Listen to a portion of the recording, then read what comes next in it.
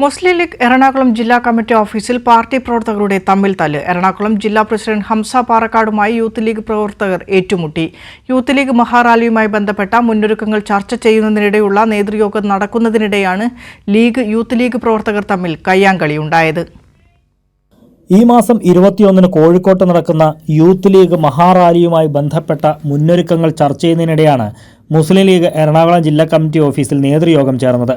Youth league സംസ്ഥാന ജില്ലാ നേതാക്കൾ ഉൾപ്പെടെ പങ്കെടുത്ത യോഗത്തിൽ ലീഗ് ജില്ലാ പ്രസിഡന്റ് ഹംസ പാറക്കാട് സംസാരിക്കുന്നതിനിടെയാണ് കയ്യാങ്കളി ഉണ്ടായത്.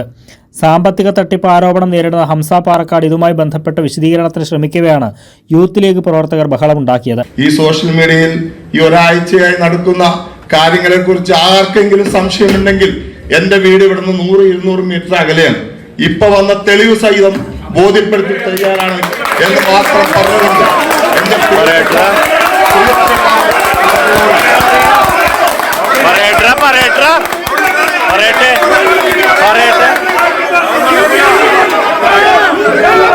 വേദിയിലേക്ക് ഇരച്ചുകയറിയ പ്രവർത്തകർ ഹംസ പാറക്കാടിൽ നിന്ന് മയക്ക് പിടിച്ചു വാങ്ങുകയായിരുന്നു.